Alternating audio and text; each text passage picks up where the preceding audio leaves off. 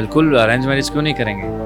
ये तो सब कह रहा है ना, हम जैसे परिवारों में चलती माँ बाप की। सोशल मीडिया पर ये घूम रहा है कि निर्मल चौधरी आपकी रैली में नहीं आए। अरे कैसे कलह होगी, हम सब एक ऑर्गेनाइजेशन का हिस्सा हैं, वो सब मेरे भाई हैं। देखिए छात्र संघ चुनाव जरूरी है, तो हम सब यही मांग करते हैं कि छात्र संघ चुनाव होने चाहिए, ये बेहद जरूरी है। देखिए इस देश में बहुत सारे मुद्दे हैं, जैसे बेरोजगारी मैंने आपको बताया बहुत इंपॉर्टेंट इशू है, ड्रग्स इस देश का बहुत इंपॉर्टेंट मामला है, शिक्षा का निजीकरण होना बड़ी चुनौती है, शिक्षा को बहुत महंगी कर दिया।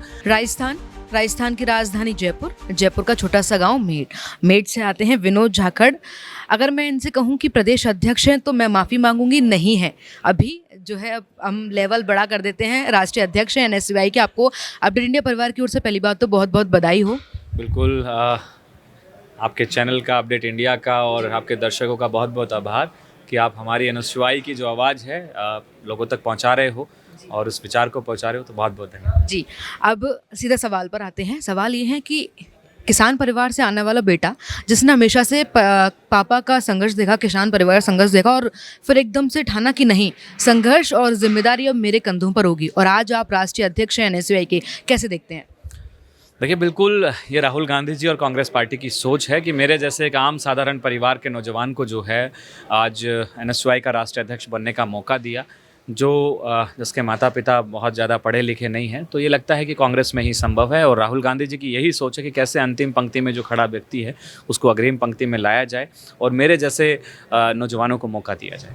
ठीक है, राजनीति की बात आपसे सब करते हैं। मैं एक पर्सनल सवाल पूछूंगी कि अब इतनी बड़ी जिम्मेदारी एनएसयूआई की उठा ली आपने राष्ट्रीय लेवल की, तो थोड़ा सा घर की जिम्मेदारी, शादी वादी का क्या प्लान है?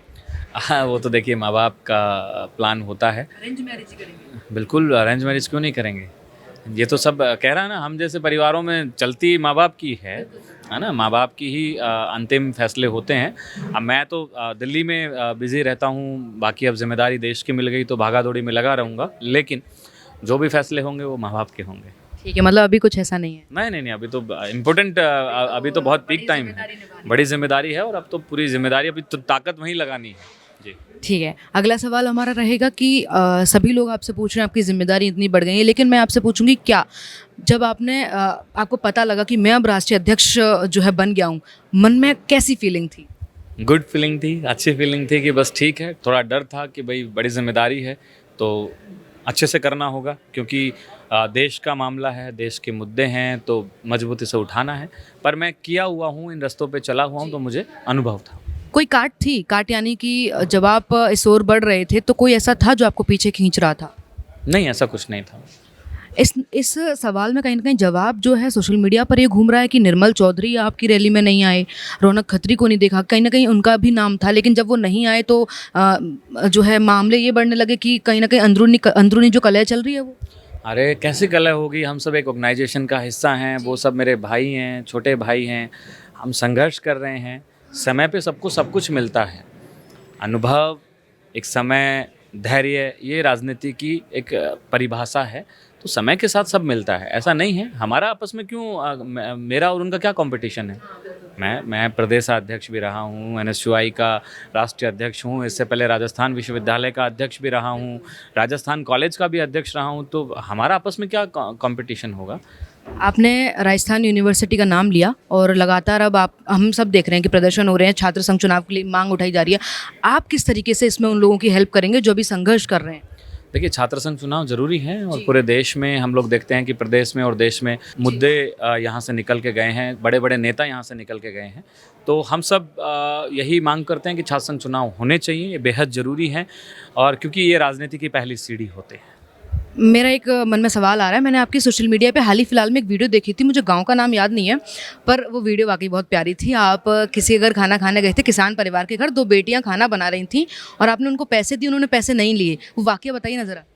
हाँ, वो मेरा एक छोटा भाई है, साथी है सांचौर के, तो उनके घर पे खाना खिलाया, तो वो बहुत मेहनत कर रही थी दोनों बच्चियाँ, तो मैंने कहा नहीं यार, ये छोटी बहनें हैं, तो हमारे रिवाज हैं राजस्थान में कि हम बहन बेटियाँ जहाँ भी देखते हैं तो उनको वैसे ही मन से देते हैं, क्योंकि हमारी छोटी बहनें एक बड़े भाई का फ़र्ज़ होता है। तो मैं वैसे तो वो ले नहीं रही थी, वो बस वो किस्सा था।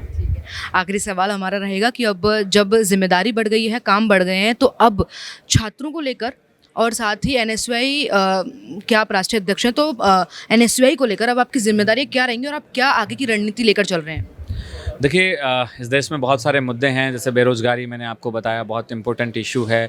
ड्रग्स इस देश का बहुत इम्पोर्टेंट मामला है। आप देख रहे हैं कैसे जो है हमारे आज कॉलेज यूनिवर्सिटियों के पास नशा बिकने लगा है। शिक्षा का निजीकरण होना बड़ी चुनौती है, शिक्षा को बहुत महँगी कर दिया गया है, तो ये भी बड़ी चुनौती है।